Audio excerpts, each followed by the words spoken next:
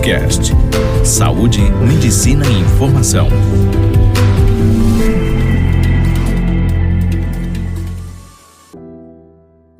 Olá, meu nome é Tatiana, sou terapeuta cognitivo-comportamental e neuropsicóloga. Hoje eu vim aqui falar para vocês de um tema muito falado ultimamente, que é a tal da síndrome do impostor.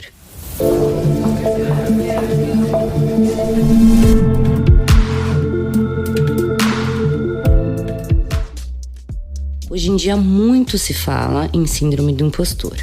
Muitas pessoas chegam ao consultório e à terapia e dizem: acho que eu tenho a síndrome do impostor. As pessoas que sofrem dessa condição são pessoas que não acreditam seu sucesso a si mesmas, a sua própria competência, habilidades pessoais ou a sua inteligência.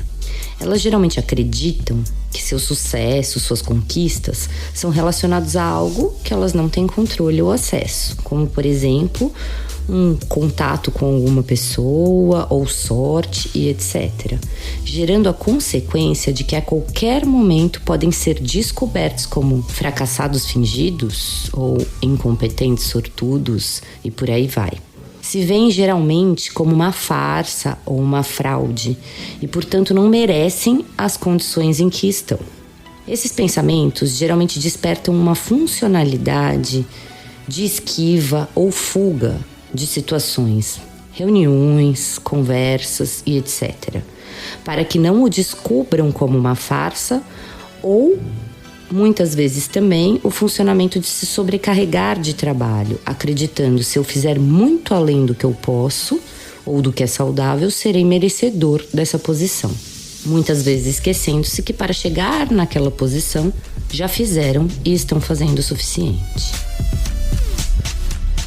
Muitas vezes, nesse segundo caso, as pessoas chegam à exaustão, gerando um quadro de burnout, que será melhor explicado em outro podcast. E por assim, não conseguindo exercer sua função e muitas vezes comprovando para si mesmo: olha lá como eu sou uma fraude. Da mesma forma acontece com a esquiva ou a fuga, onde a pessoa não se expõe e dessa forma ela comprova a ideia de que pode ser uma farsa e que não dá conta da situação em que está. Um bom exemplo para pesquisar foi uma entrevista a uma revista.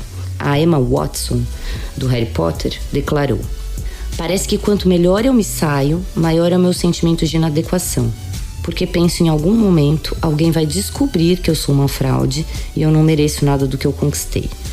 Isso é um ótimo exemplo de pensamento existente na síndrome do impostor. Segundo um estudo realizado pela psicóloga Gail Matthews, da Universidade Dominicana da Califórnia, nos Estados Unidos, atinge em menor ou maior grau 70% dos profissionais bem-sucedidos, principalmente as mulheres. E você pode ser um deles. Aqui também trago à luz as pessoas que, por exemplo, entram em uma faculdade de elite quando a sociedade reforçava que a pessoa não era boa o suficiente para exercer uma profissão X, por estar em uma escola pública, por exemplo. Ou até mesmo os familiares que reforçam a ideia de que a pessoa não é inteligente o suficiente, portanto será um fracasso profissional.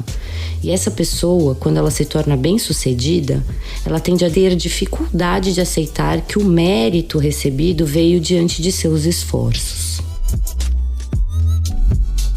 Vou comentar alguns relatos de uns pacientes para ficar mais claro. É muito comum os relatos como: eu não merecia ser efetivado.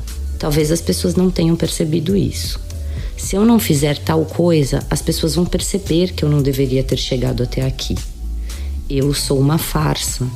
Eu não dou conta, mas me esforço ao máximo, dia após dia, e no final sinto: ufa, por hoje eu passei desapercebido.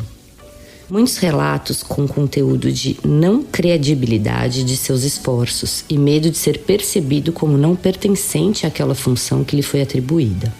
É muito importante procurar um processo terapêutico para flexibilizar as crenças de que eu estou no lugar errado e de que vão me descobrir, pois na maioria das vezes a pessoa está exatamente no lugar no qual foi lhe dado por merecimento, pois existiu uma caminhada legítima e verdadeira até ali.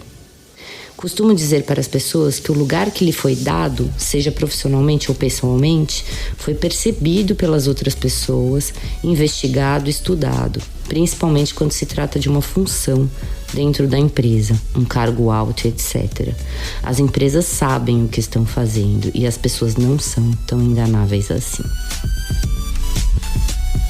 Bom, gente, por hoje é só. Aguardo vocês no meu próximo podcast. Qualquer dúvida, aceito e-mails para respondê-las. Um abraço a todos.